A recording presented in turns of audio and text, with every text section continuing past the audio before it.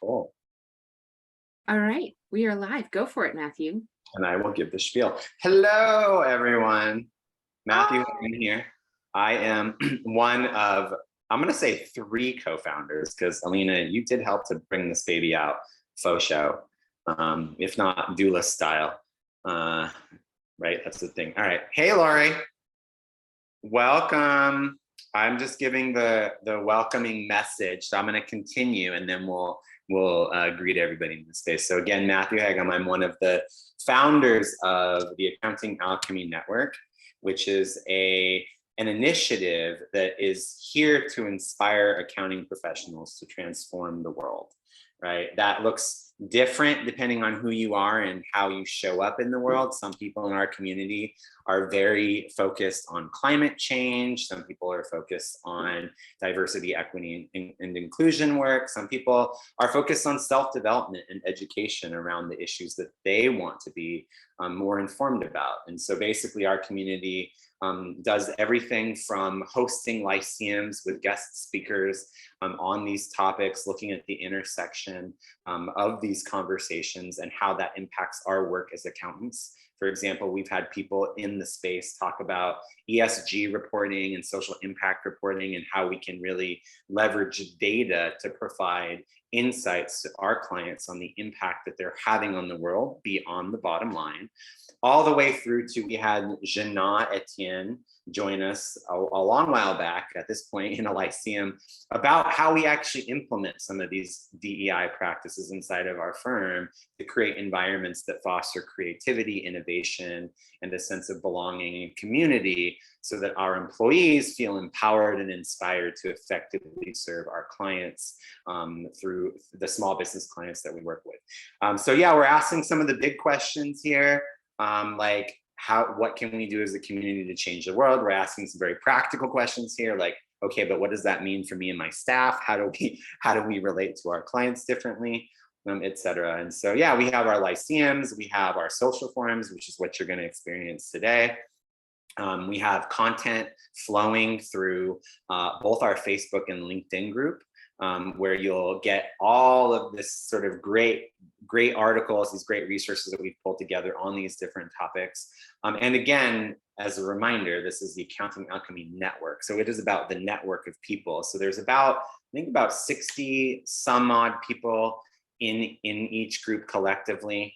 They're all accounting professionals. We've been very meticulous about inviting specific people who we know are thought leaders in the industry that want to have a positive contribution to the industry and to the culture. That's the gist of it so far. We've been doing this for almost March, April, May, June, July, August, September, October, 5, 6, 7, 8 months now, thereabouts. And it's going really well. We're super excited. We had a book club on sacred economics, Charles Eisenstein. What else have we done? We've done webinars with special guests. We had Masami Soto, who's the CEO of B1G1, Buy One, Give One, talk about how something as simple as sending out an invoice could activate a contribution to a cause that's important to your business. Simply automating invoicing and changing the world, like that's cool, right? And so yeah, that's basically what the Accounting Alchemy Network is about. Ingrid, do you want to fill in any gaps and add some yes ands to that? Sure, I think you covered some of the background really well. So let's dive into what we're doing here today.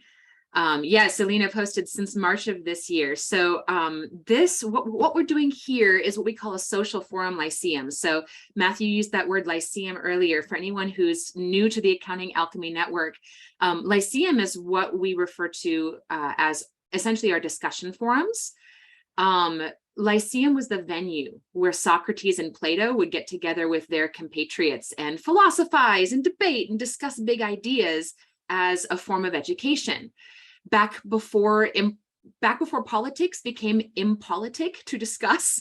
And we're trying to reclaim some of that. And that is a big part of the communication framework behind the Accounting Alchemy Network, is being able to bring in a diverse array of ideas where people don't necessarily have to agree. We will learn more by having diverse viewpoints, and how can we go about having those discussions in effective ways that create a synergistic learning experience. So synergy being the sixth habit from Stephen Covey's 7 Habits of Highly Effective People. That is what we're trying to do here. So that is why we refer to them as lyceums, to remind us that people are allowed to disagree here, that we don't have to be from all similar backgrounds and viewpoints, that it's all right to have a differing viewpoint, so long as we're able to be kind and effective about bringing those ideas up. So this is what we call a social forum lyceum, which is, rather than having a specialist on to discuss a big idea where other people are kind of chatting and asking questions in the background, or a webinar, or a spotlight on a particular regenerative firm and the ideas that they're using, this is everybody's in. So this would set up as a meeting, not a webinar. And the topic of this particular lyceum is Appy Camp. So this is our opportunity to bring together people who were at Appy Camp last week with Matthew and I, the fantastic event organized by Heather Satterley and Liz Scott of the Appy Hour podcast, and really delve into our learnings from that experience and how they might apply to some of the work that we are doing in the Accounting Alchemy Network. And so Candy and Lori, you were both at Appy Camp. Alina was not at Appy Camp. Alina is one of our Accounting Alchemy members. And like Matthew was saying, she's basically the doula to this baby that Matthew and I created. So yeah, with that, I guess I would love to just sort of dive into some highlights around what really stood out for us at Appy Camp, and in particular, some of the main ideas that Heather and Liz started with. The very, very first day, they presented a question to us of, what if? What change would we like to see in the world? Because our intention here with the Accounting Alchemy Network is to turn the accounting profession into a vehicle for positive change in our world. And that was my what if that I wrote on the big banner at Appy Camp is, what if we could turn the accounting profession into a vehicle for positive change in our world? What would that look like? And I would love to hear, what are the different what ifs that y'all came up with? Candy. I'll jump in. So it was interesting because I have, which probably like a lot of people at Appy Camp, they have 100 different ideas and thoughts and things that they want to do and finish and accomplish. And, we just go in all these different directions because everybody has such great ideas. And I have a remarkable, which if you don't know what that is, everybody should have one. But in my remarkable, I have a ton of notebooks. And one of those notebooks are all my book ideas and books that I'm working on. And, one day I'll finish, probably my daughter will publish them after I die, right? She'll find it and say, oh, wow, look at this. But one of those books was called What If? And the whole thing was about all the what ifs in life and how life can change so quickly and suddenly based on a what if, or, in a positive way too. I always look at, well, what if somebody believes in you? What if somebody gave you a chance? What if somebody saw something that others didn't see, So I've always tried to go down that road of try to see something else in a person. And, it's so easy to make a snap judgment, and trust me, I still do, and I have to work on it. But, I always find this interesting thing of saying, well, what if what if this person's hurting and that's why they're acting this way? What if, they just don't know? And, and I find this a lot with clients. When a client is getting angry or they're not being agreeable, it starts to hit me. They have no idea what I'm talking about, and they don't want to admit that. And so I kind of have to backtrack and say, okay, how do I phrase this so that they can not be afraid to let me know they don't know what I'm talking about, you know? And so it's just, I don't know. But so the what if theme really hit me because I have this whole thing on what ifs, right? And so there's that. But then having so Lori was my roommate, and my God, Lori. So first off, I love you. You are the best. She just really embraced me, and I was walking into a world that I don't know. My peer group of accountants are not any part of the group that was there, and they're not part of Woodard, and they're not Scaling New Heights, and they're not QuickBooks Connect. I have this whole other peer group that is different and very different from this group.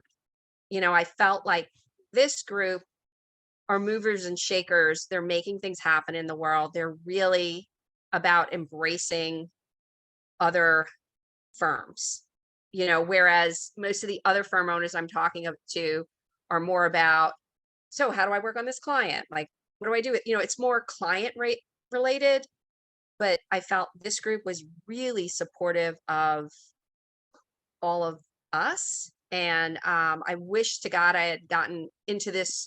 You know, I hate to say, I was at the end of that line. I've been doing this 40 years. So I'm late to the game of getting to know all these people in this group that are absolutely amazing. And so I was fangirling the whole time with people that were there, and then just hearing historical information and, you know, what people have done. It was crazy. And right before this, I had decided I was going to take a new direction in my life.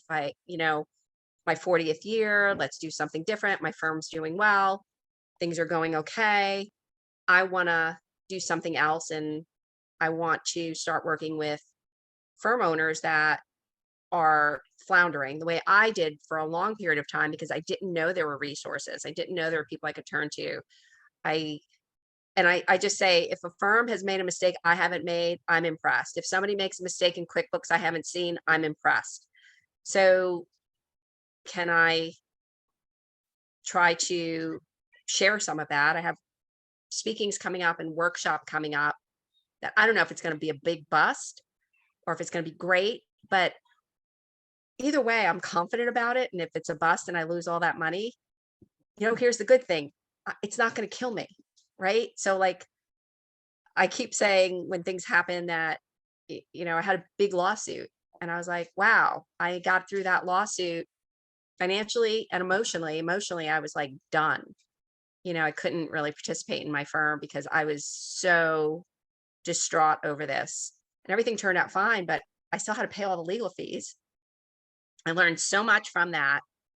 And so my takeaway was, we made it through a humongous lawsuit and we're still standing.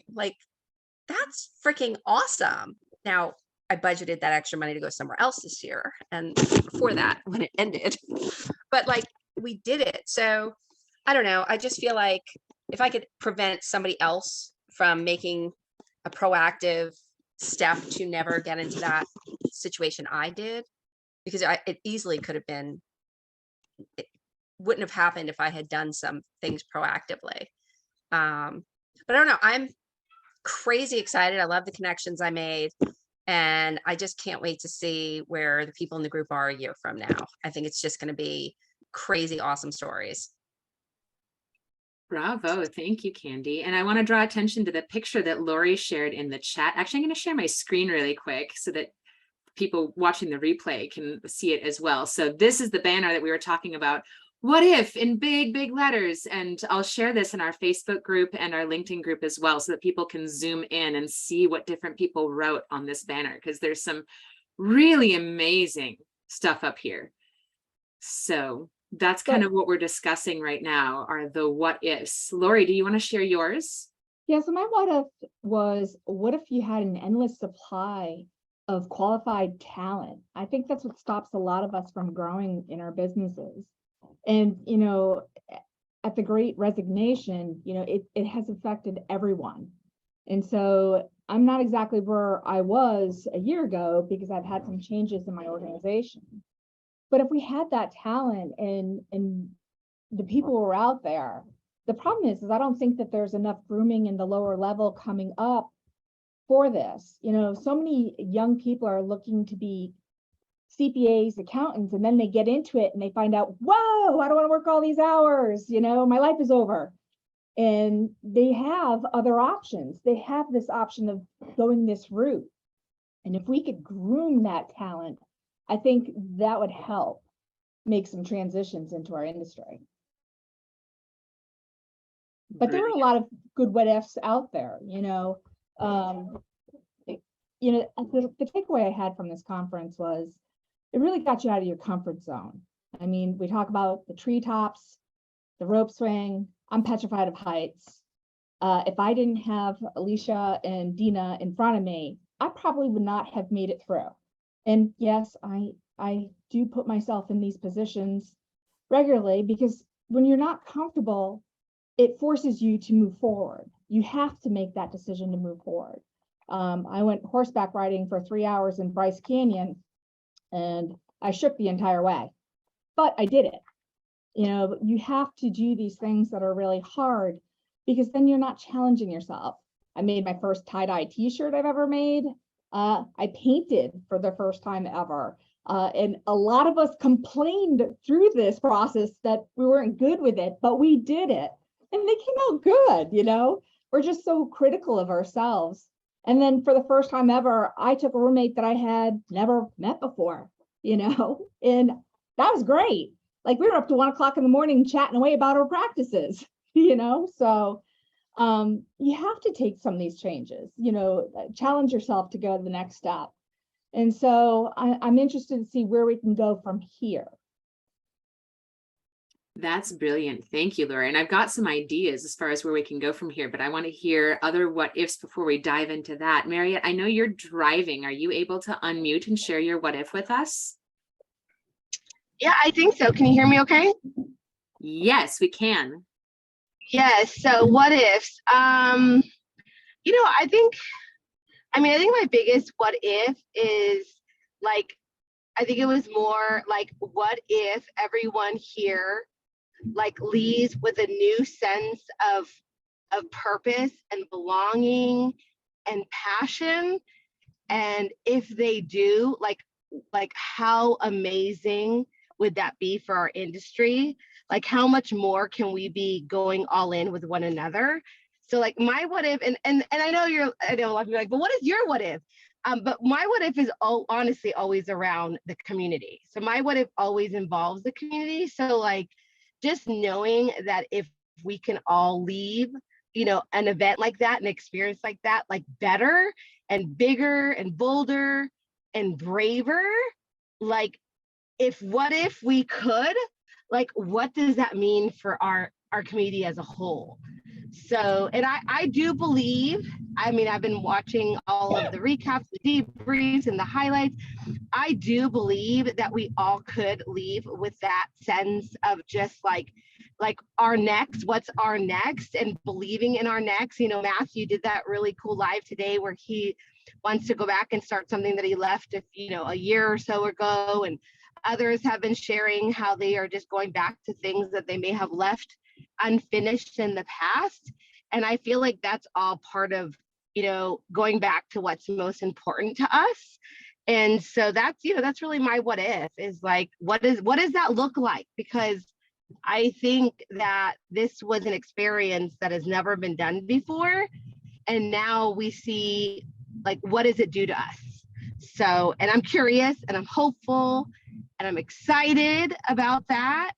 And I mean, that's pretty much kind of my big overall what if.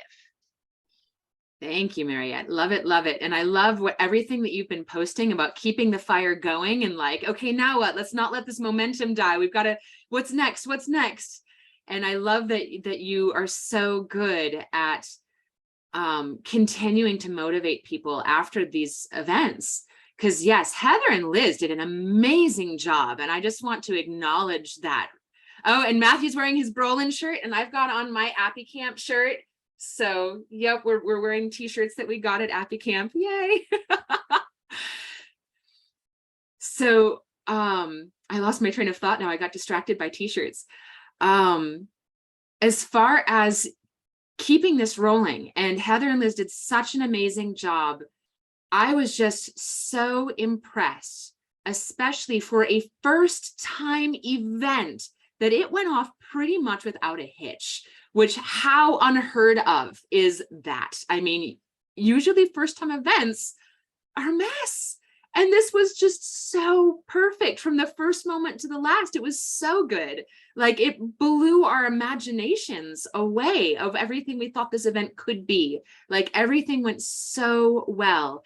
And I think one of the best parts of it for me was just the understanding that, like, when we go to an accounting conference, there are hundreds, if not thousands of people there. And every other person you talk to is griping and moaning about something. There's just so much negativity. And there was none of that at Appy Camp. Everyone was happy. Everyone was in their best possiblest imagination and sharing these what if ideas. And the positive intention just kept building and building throughout the 4 days. It was fantastic. Lori, do you have something to add to that? Well, you know, it's funny that you bring that up. One of the differences between this and going to a conference was you actually had meaningful conversation. I had a great conversation with Ben Stein, you know, of Keeper, and I wasn't being sold to. It was a conversation, and it really pulled you into it, and it wasn't a turnoff. And I feel like that's the difference between a trade show. So many people are trying to sell you on something, not really talk about what's in the industry and what, you know, what makes it different. You know, and they're pushing that demo. That's not really like the right time to do it. The time is to just have that conversation. And even with like Giraffe and Ignition, the questions that were asked were meaningful, you know, and I think that's what made this different than anything else. Absolutely right. I think you hit the nail on the head, as that speaks right back to the Lyceum that Matthew and I had with Heather and Liz late last month in preparation for Appy Camp, really digging into the culture of apps and how the app culture has changed over the last several years, you know, partly with COVID, but even before COVID. I mean, I really, calling a spade, you know, the app culture changed when Intuit purchased T-Sheets. And T-Sheets was really leading that amazing cultural revolution within apps. And, you know, we acknowledge Matt Rissell broke the mold to a very large extent. But I mean, even Rissell aside, Damien Greathead, back when he was promoting Receipt Bank, which is now Dext, and Sabrina educating on behalf of LivePlan, there were a slew of amazing educators that were essentially the front people for the bands that are the apps. And the apps don't have that kind of essentially charisma leading them. So having that opportunity, like you were saying, Lori, to get to know the leaders of the apps now, who are a little bit quieter, a little bit more nerdy, a little more techie, and hear about what their passions are behind the apps. That was huge, because it's not the big glitzy education that we see at the conferences. It's a little bit softer. And in order to be able to create space for that, we have to cultivate the space for it. We've got to open it up, and we have to show an interest on, like, so what are your values and beliefs behind what created this software? And I really enjoyed talking with Ben Stein, hearing Samuel from Swissnet talk about permaculture. Oh, we're so going to have to do a Lyceum with him. I'm stoked about that. There's so many amazing ideas and so many great things that are going to come out of this. But first, I want to hear Matthew and Alina's what ifs. And I know, Alina, you weren't at Appy Camp, but I'm sure you can think of a what if. Sure. Alina, you want to go first? Oh, yeah, sure. Yeah, go for it. I'll just share the one from earlier today. I mean, what if we felt our emotions? And I'm going to post something in the group that will help us feel our emotions if you're brave enough to click on it. Beautiful. Thank you. Yeah. Awesome. Yeah, my what if, thank you for that screenshot, Lori. My what if is, what if we used our gifts to transform the world, empowering artists financially?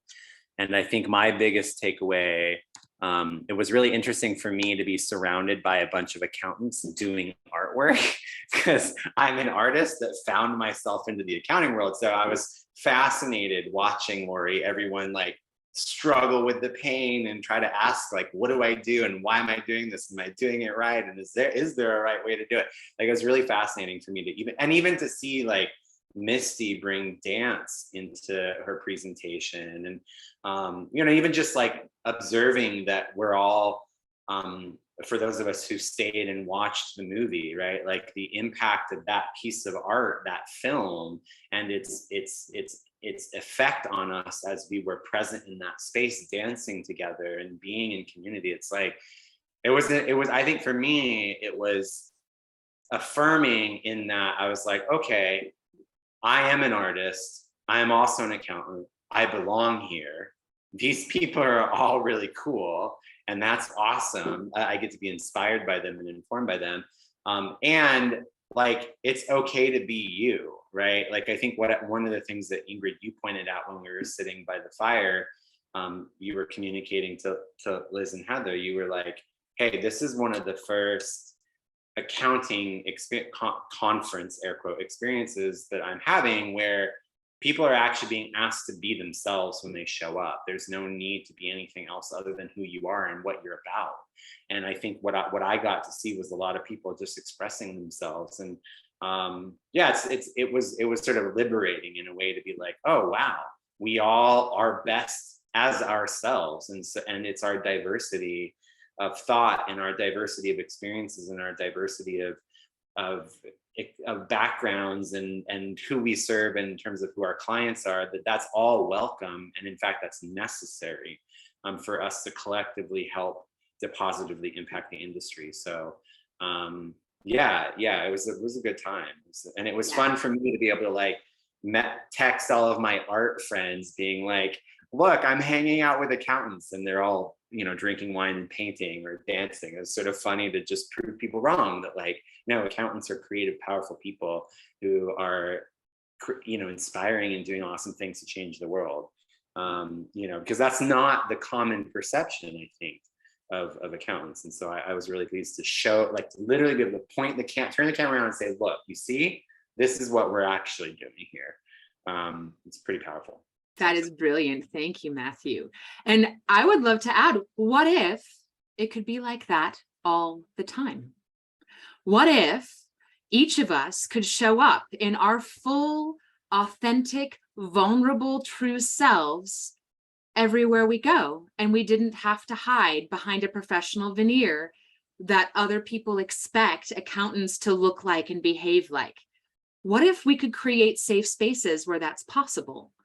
Well, that is a big part of what Matthew and Alina and I are working to create with the Accounting Alchemy Network, is spaces where that is possible, where we can have those conversations, where we can step into that, recognizing when we had our very, very first social forum Lyceum, discussing some big ideas, there were several people in the room, which you can go back and watch the recording if you want to, who are seasoned conference speakers. And Mariette, you were there, so you probably remember, who were saying things like, I've been afraid to voice some of these things at, say, an accounting conference because I thought I'd get stoned out of the room. They're not all popular ideas. If you're voicing an idea that is not amongst the majority, there is a threatening aspect to that.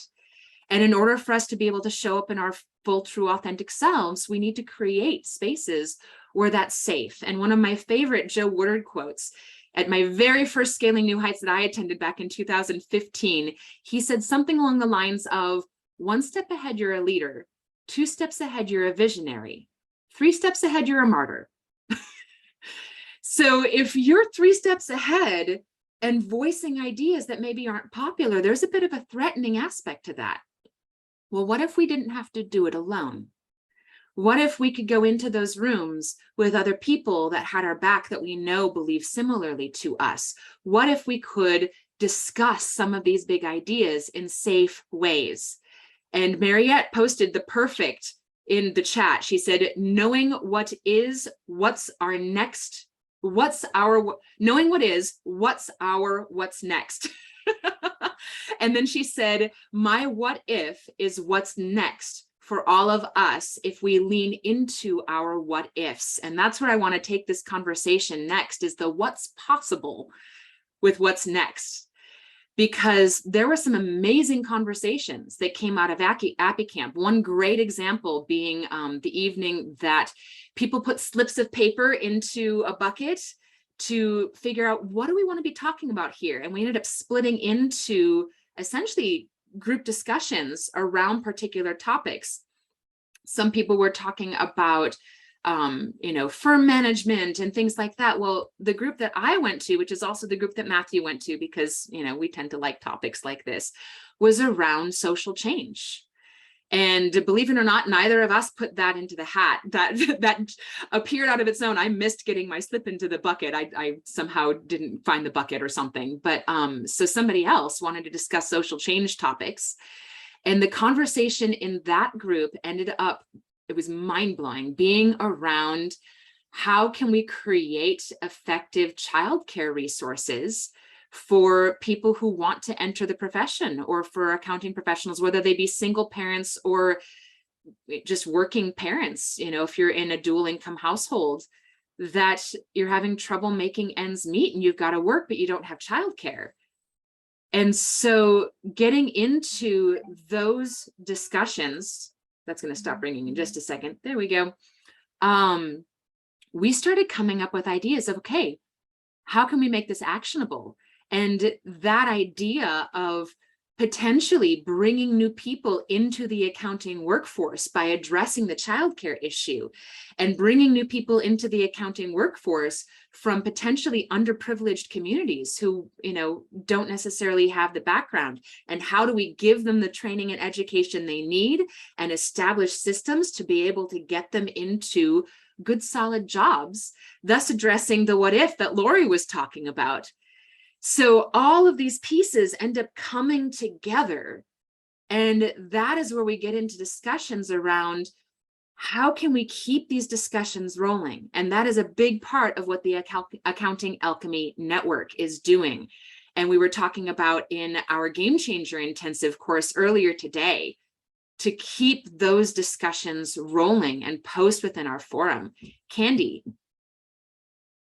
So part of the workshops that I'm going to be putting on and speaking to is trying to bring people in, because we need more people, right? Everybody keeps saying we need people, right? And they need to know what they're doing, because my almost entire business is fixing other people's work. So that tells me that there are people out there that just don't know what they're doing, and which fortunately, unfortunately, provides me a steady stream of work. But it kills me because they just don't know. Like, that either they don't care or they don't know, right? I'm hoping it's that they don't know, and that within these workshops, which I want to do, I don't necessarily want to do Zoom meetings. I want to do face-to-face talking to people, say it's okay that you don't know. Nobody knew when they all started. Like, we all had to learn. But one of the things I'm bracing myself for is, I have this pattern in life of thinking I'm going to go and do things to help bring people. So it's been from, volunteering at drug rehabs. Well, here's what I learned. People don't want to stop if they don't want to stop, right?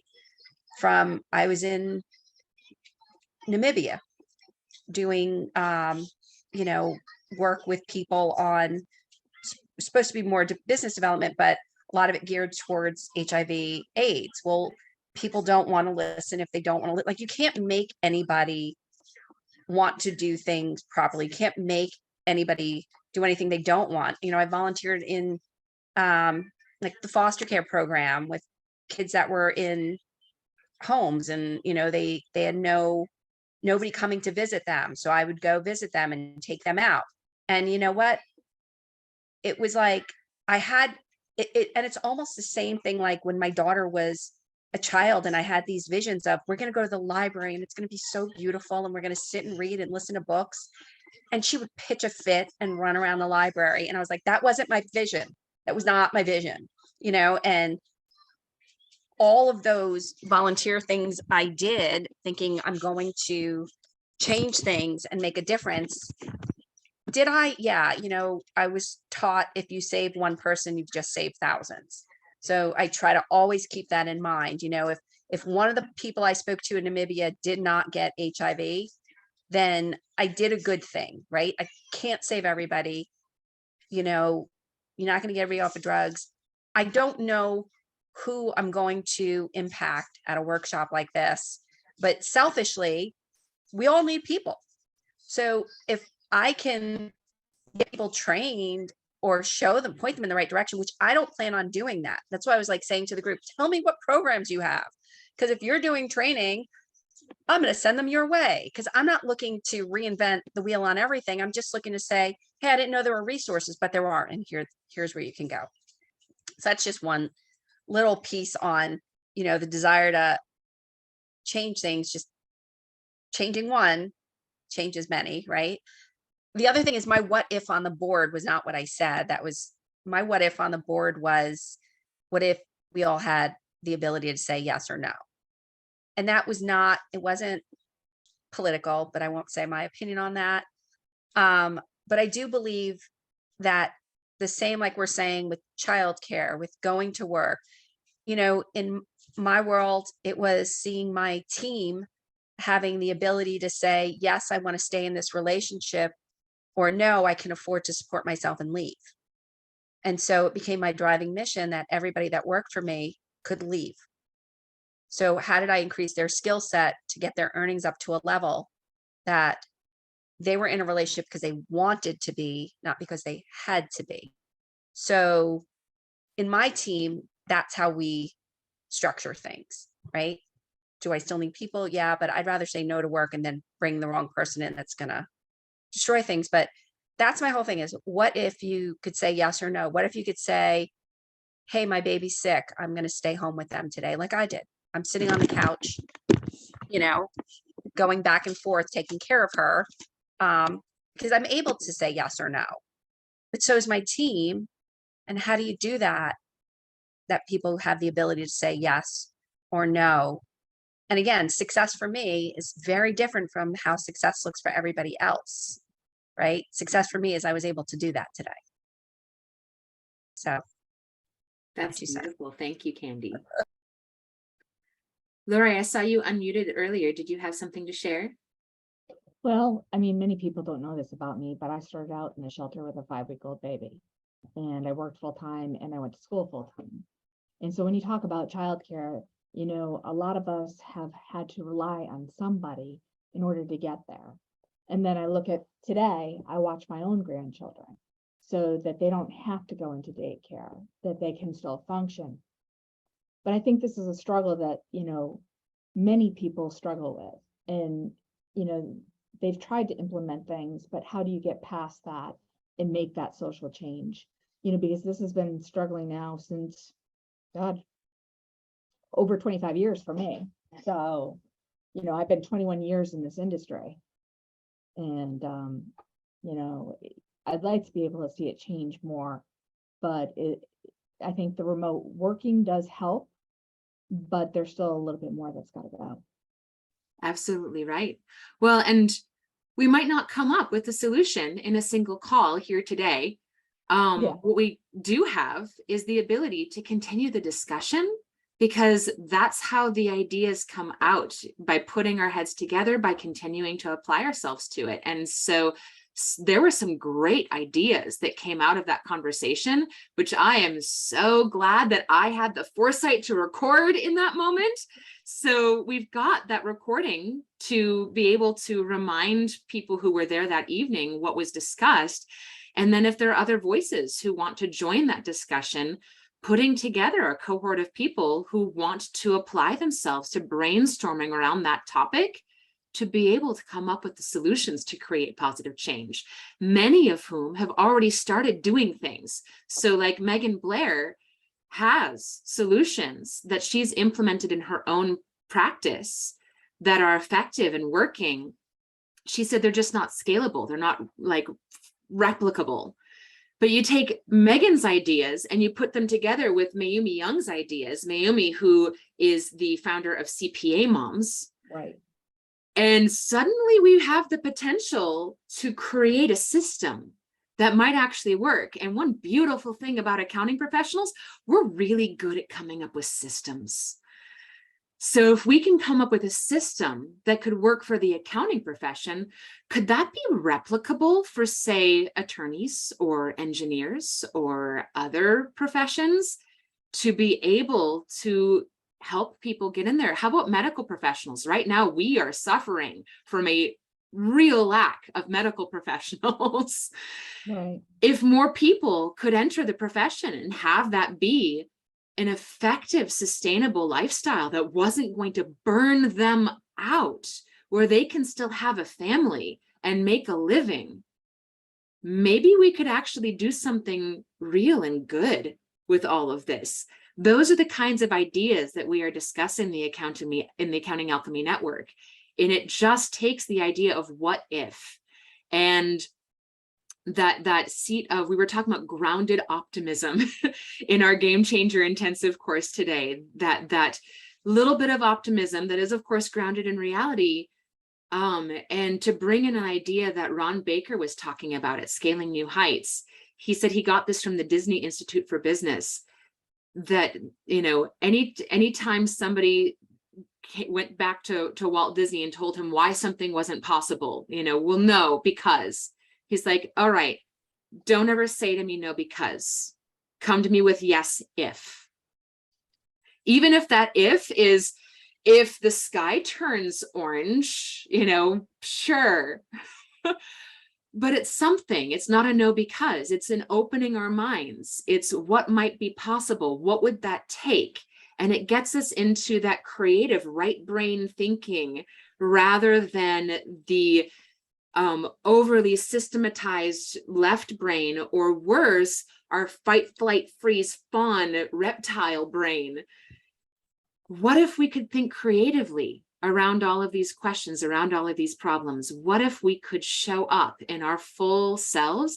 What if it could be fun? Those are the kinds of conversations that we're looking to have. And that's kind of our what's next. And we want to invite anyone from Appy Camp who wants to continue these conversations from what if to what's next, to join those conversations in an ongoing fashion, because that's what we're doing throughout the year.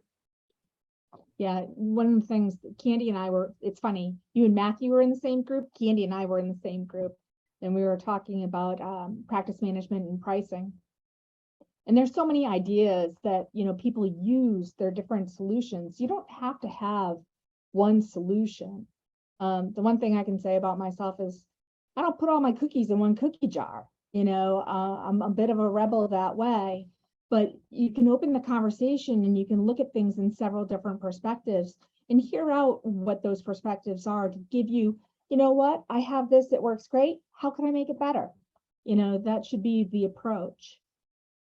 And so it was an interesting conversation that we had. Yes. Well, and that practice management and pricing conversation is applicable to this audience. It's very applicable in that when we think about practice management and pricing, what does it look like to have that work-life harmony that Amy Vetter presented so well on?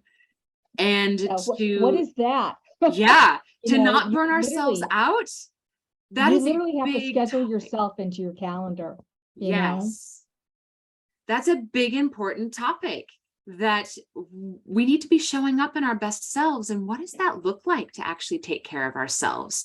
And a lot of those workflows and pricing conversations are really deeply rooted in, guess what? Our business problems are our personal problems in disguise. Our pricing issues are deeply rooted in our ideas of self-worth. And you know, that's getting into topics that Brene Brown talks about, and how do those topics around worth root into institutionalized racism and the attitudes and behaviors of institutionalized racism and patriarchy, which then gets into diversity, equity, and inclusion. Like, all of these ideas are inextricably intertwined. And Matthew, do you want to pipe up and read what you just posted in the chat? Yeah, thank you, Lori, for bringing that up about the workflow thing, because I think a lot of people could think that like that has nothing to do with social impact, but actually has everything to do with social impact. It's like one of the challenges I face in serving my clients. I was speaking with Alina and Ingrid and some of the others in our community about this earlier today. It's like they are artists, which means they're financially often at the bottom of the totem pole, right? And so actually they are depressed, they are starving, they are challenged sometimes by limited resources. And so, for me to come in and just be like, all right, none of that matters, let's talk about your invoicing, or all right, none of that matters, let's talk about your spreadsheets, is actually dehumanizing for them, right? And it doesn't honor who they are and what they're dealing with. And it's like the same thing with the pricing strategy stuff. It's like I sat on my pricing strategy for my practice, and I still have like challenges with it internally because it's an ongoing thing. But it's like, okay, I already know that the community I serve is disadvantaged financially because of the marketplace and how it values or doesn't value art. And so I can't charge them the same thing that I would charge a consulting client in an industry where they're making tons of money, right? It's just not fair. It's literally just not fair. And so thinking about equitable ways of presenting pricing models that honor that inequality, I think, is really important as part of the conversation. So, Well, the other thing is I think people undervalue themselves. They don't, the self-confidence isn't there. And that's probably something I'm really good at building in people. You really have to believe in yourself and what you've spent all this time on, all this education. What is that worth? It's your perception that sells you out of your price. I'm not the cheapest, but I can give the value, and there's reasons why people work with me and they don't want to let me go. It's because of how we provide the service. So that really goes really far. And so, sometimes people just don't value who they are. And I think we need to really, educate people like, look, you've spent all this time. It's your own perception that is changing to getting you out of what you want. And that has to change too. Beautiful. Mariette, you're sharing some great stuff in the chat. Do you want to voice those things? Yeah, sure. No, I was just saying something that I had a big intention for me at camp was to just be like super raw and real and open book. Because I know that I know that like when people like Missy and people that I've held in like very, very high regards and that are like people that I aspire to be in regards to their journeys, when they share things like, how much, what their pricing model is and how they got there. And I think I can't remember what it was, but I think it was Crystal when she said, what would it feel like to make $7,000 an hour? So, and I think it was Crystal that said that. I can't remember which speaker did that. But I've for about a decade now, I've always said like my goal is to make $10,000 an hour. And so then people are like intrigued by that. And they're like, well, how do you do that? Like, I want to make $10,000 an hour, And so it's the curiosity of saying, oh, that's your goal. Like, how does that work? I'm going to turn on my video real quick, even though I'm like super casual. But anyway, so hi everyone. So that was like a big goal of mine, that if someone came up to me, I believe it was Shanette that came up to me, and Megan also asked me about, maybe like 3 or 4 people like literally directly asked me like, what does that look like? Like, what do the numbers look like? Like, you always talk about your journey that you transitioned fully from practitioner to educator, but like, what does that look like in money wise? How do you do that, because if you just kind of like guesstimate, let's say a practitioner would be making, I don't know, let's throw it out there, $250,000, $250,000, let's say the average accountant that I know, at least here in California. So how do you start making that as an educator? And obviously it's not overnight. Like, that's just an example. And so then I gave them the example. I literally, this is what it's like. This is literally what I did. That's why it took me 6 years. Like I'm not, and I'm not where I was when I had a practice, but I'm over halfway there. And this is how I did that. And they were kind of shocked, I think, when I was telling them literally number by number and year by year how that journey looked like. But I know that when people have told me that and have literally sat me down and told me the numbers and how they could charge, $5,000 per session or $7,000, I'm like, okay, now I actually have a roadmap to get there. So that was a big deal for me, to be able to do that and to just do it like way that I felt brave, talk about it.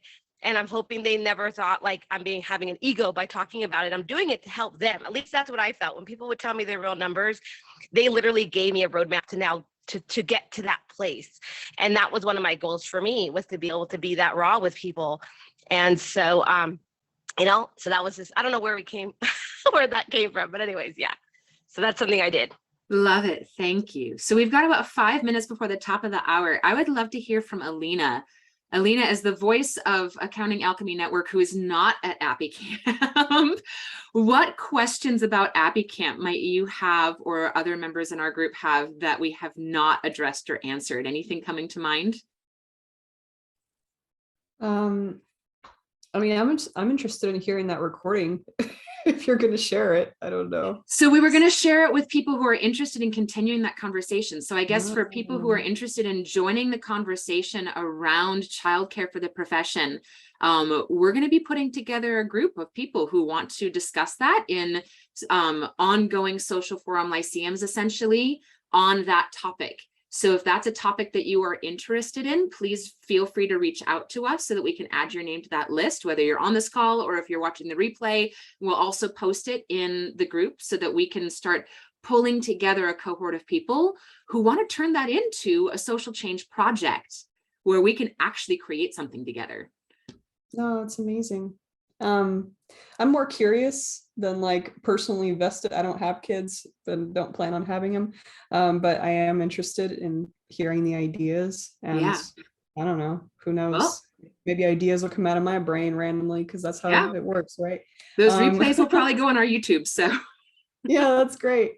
And then otherwise, I mean, I kind of just wish I was in that room because I think it kind of sounds like you guys were having conversations that are not normally had in a room full of accountants. And that's really interesting to me. I've been away from the accounting industry for over 4 years now. And I've been heavily in the self-development industry. I do coaching now. And yeah, it's so exciting to be a part of this group and to continue these discussions. And because I would love to have more voices in the room and more discussions like these. It's really important that we move forward. Yeah. Yes. So I know Mariette is already a member of the Accounting Alchemy Network and has been participating actively, as Mariette participates in everything she does actively, which we're so grateful for. I would love to hear from Lori and Candy in the few minutes we have left. Do you have any questions about the Accounting Alchemy Network? I think I'm pretty good with understanding what it is that you're doing. The problem is for me is it's 7 o'clock and I'm still in my office. Yeah. It needs to be effective picture. And sustainable. Absolutely. And it's if you see me jumping, it's thundering. Wow. Yeah, we got a major storm coming through. Yay. So. And Candy, your hand's up. Well, I was just going to say that, Alina, I hear what you're saying. I did not realize about childcare and all. I thought I ran companies before I had my own firm, and I had a lot of people, they all had babies, and I just thought like that's just a part of things and you just figure it out and blah, blah, blah. And then I go and have a baby at 48, which was not in the game plan, and put a crib in my office and just told the team, we're all just going to watch this baby together. That did not work. And it really opened my eyes to everything. I literally called almost every person I had contact with that had had a child while I managed them and apologized, and then closed the office because I didn't know until I knew, so it's interesting. Just one last thing. I talked to Ian for 2 hours and we never discussed carbon as a solution. It was just and I didn't know him before that. We spent 2 hours just getting to know each other and it was wonderful. So like the connections were out of control there. Yes, Ian's a great guy. Mariette's posting in the chat around one of our fantastic speakers, Virginia, is doing the talk that she gave. And she posted the link to that. So for those who are not on the call, we can, Mariette, would you want to repost that link in our Facebook and LinkedIn groups to invite Accounting Alchemy members to check that out? That would be amazing. Yes, I'll do that. Yeah, I posted it pretty much everywhere on social, but I'll go and put it in your group too. Wonderful. And we are about at time. I did also post a link in the chat to accountingalchemy.net for anyone from Appy Camp who would love to join the Accounting Alchemy Network. It is a come as you are, participate as much as you can. There's no like time expectation or anything like that. It is simply a newsletter, which we don't send out a ton. It's once a month just to let people know what's coming up. A LinkedIn group, a Facebook group, and just being in the loop on these discussions so that as you are inspired to participate in things, you have the option to be able to participate in things so that we can get the ball rolling. And it has to be accessible. We're trying to make it as easy as possible for people to make a positive impact. So if that's something you're interested in, please go to accountingalchemy.net. Just put in your info so we can get you on our little MailChimp thing. And then sign up for the LinkedIn and the Facebook groups so that we can keep this conversation rolling. And in our last quickie minute, I would love just a one-word positive takeaway, whether that be from this call today or Appy Camp in general. And you can just popcorn style ramble them off. Mine is gratitude. Motivated. Hopeful. Inspiration. Rejuvenated. Indomable. Indomable. Thank you. Yes. All right. Thank you all so much for joining us today. This was a fantastic discussion. We will get the replay posted on YouTube and share it with anybody else who couldn't be here with us live. And let's go make the world a better place. Thanks so much. Bye. Bye. Thank you. Oh, bye-bye.